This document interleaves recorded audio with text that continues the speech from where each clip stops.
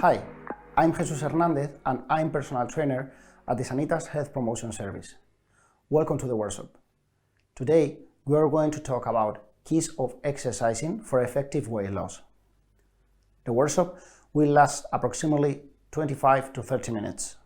Whilst I'm talking, you can send me your questions by clicking on the question mark symbol at the top of the screen. At the end of the workshop, I will take some time to answer a few of them. Let's begin. Weight loss is one of the goals that people pursue most, whether to improve how they look, their health, or physical performance. The vast majority of people seek to lose fat. That said, sometimes it's done in a healthy way, and sometimes not so much. We'll see that when we refer to weight loss, we really mean fat loss, as part of our weight is muscle and other tissue, which we do need. We store fat. It's a reservoir of energy, and it builds up when we are providing excess energy through food, and the body doesn't need to carry out day-to-day functions. This is why it builds up. Let's start the presentation by explaining the concept of the calorie balance. To better understand what it is, let's refer back to the beginning. We said at the start that the body builds up when we are providing it with extra energy. We can take advantage of this knowledge in reverse and use the same knowledge to achieve the opposite effect. In this way, by not providing that added energy and providing the body with less energy than it uses, it will have been forced to lose that accumulated energy, which is fat.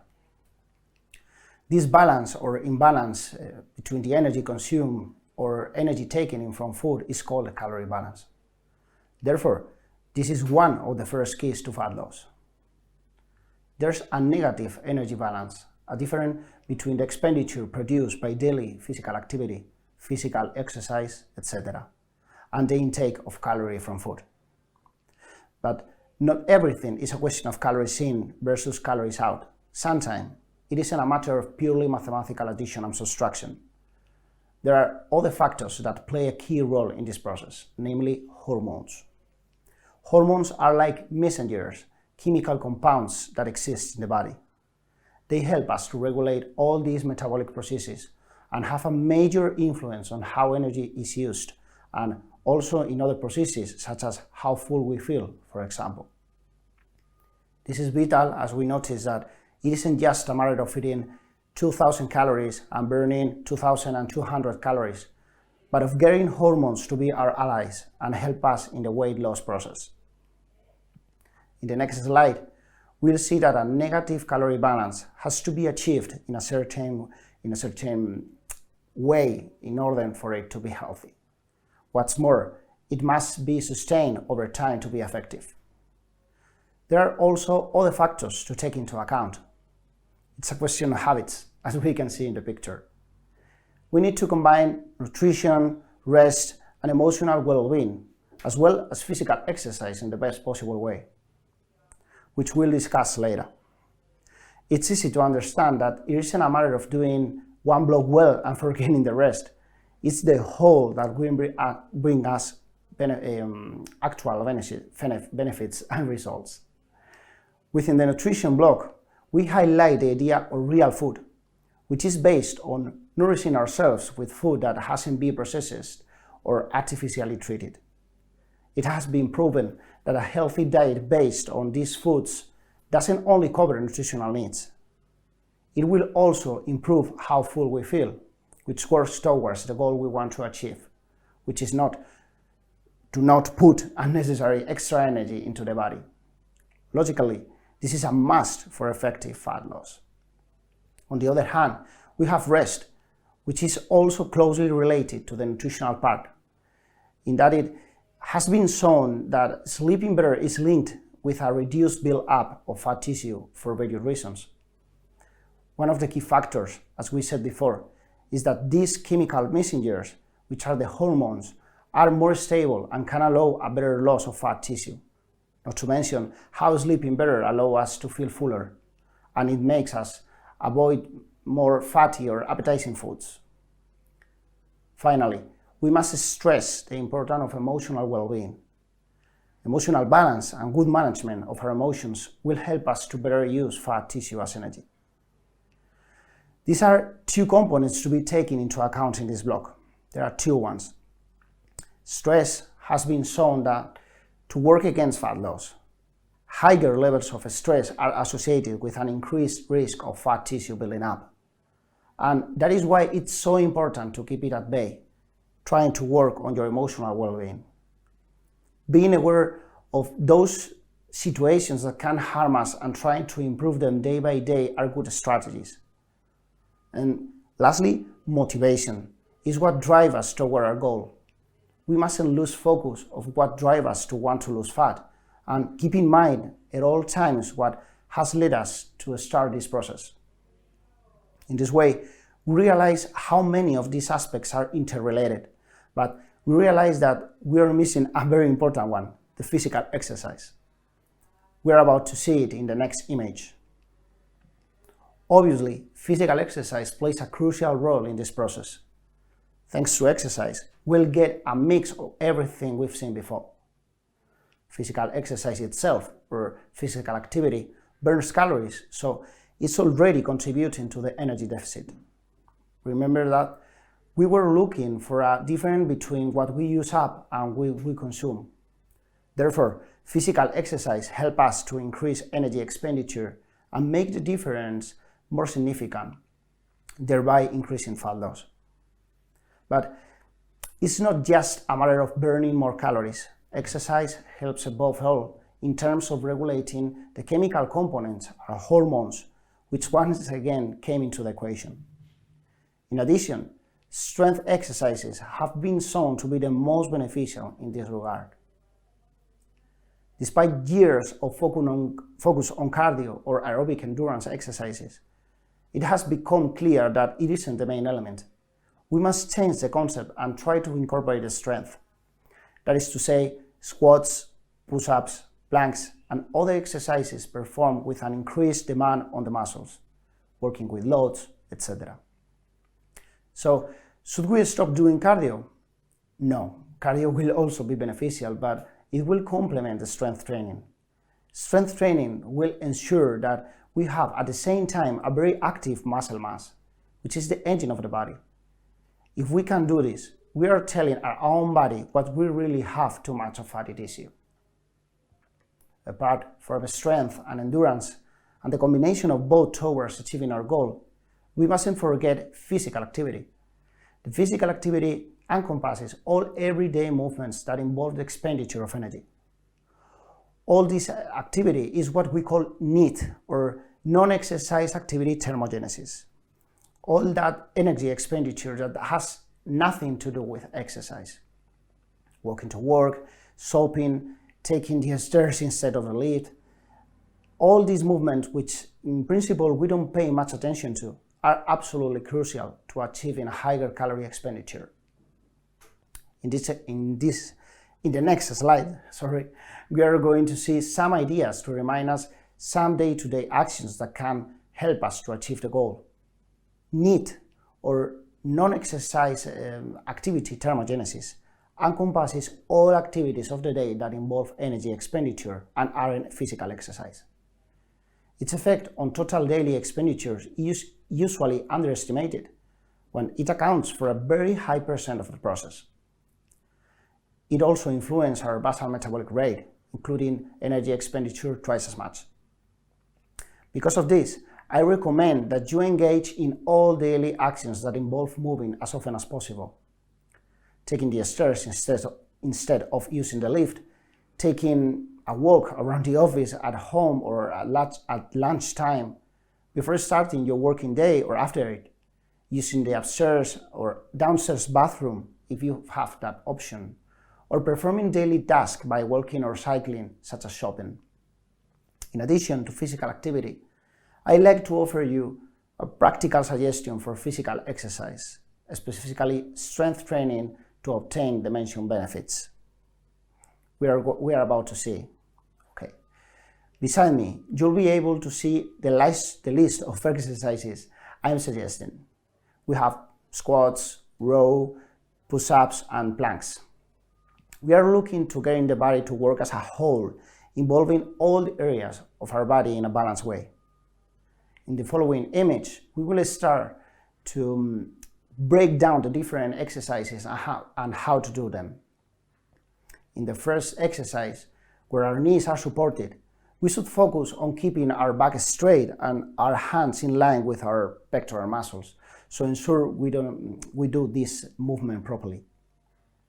If this is too difficult, I encourage you to place your hands in a sofa or against the wall. There are different versions that can be adjusted depending on your starting level.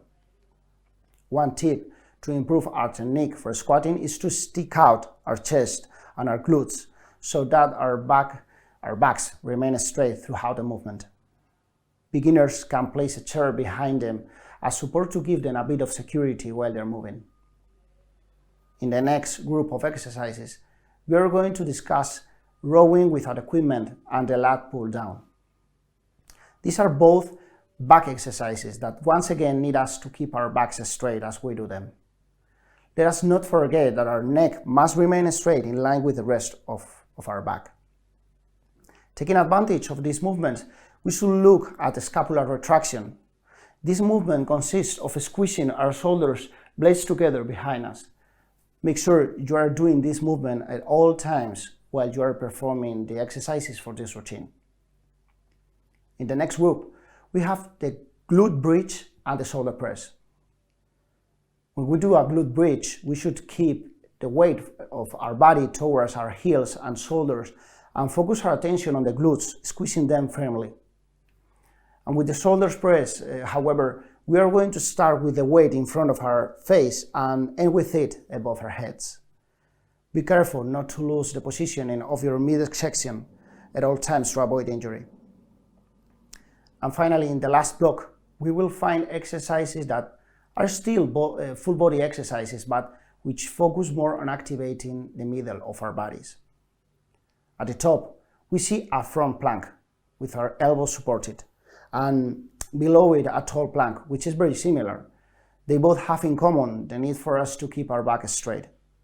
It is essential we maintain that posture to prevent discomfort or damage in our lumbar area.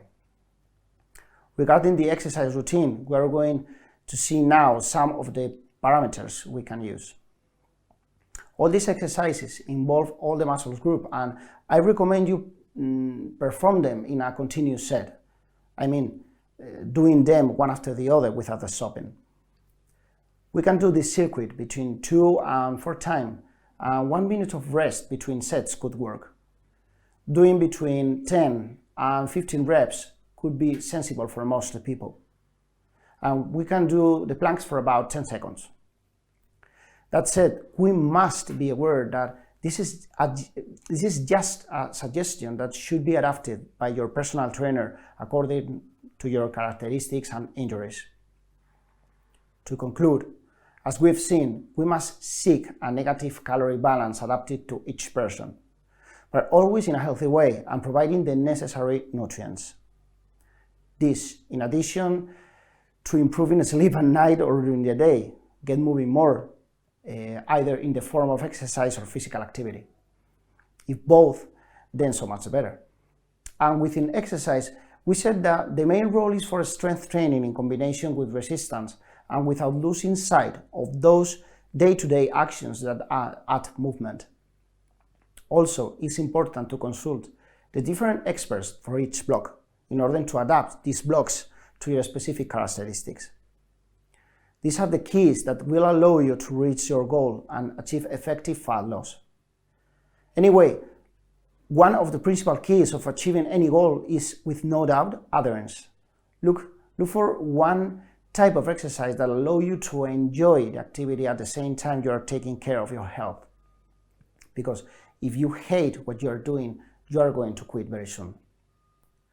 That brings the keys of exercising for effective weight loss workshop to an end. I hope you find it useful. Now, I will answer some of the questions you have sent. Can I burn belly fat alone? This is the first question. Okay, you can burn fat in just one place. This is a very common question. It's important to understand that fat is stored and the body uses when it lacks energy through the calorie balance.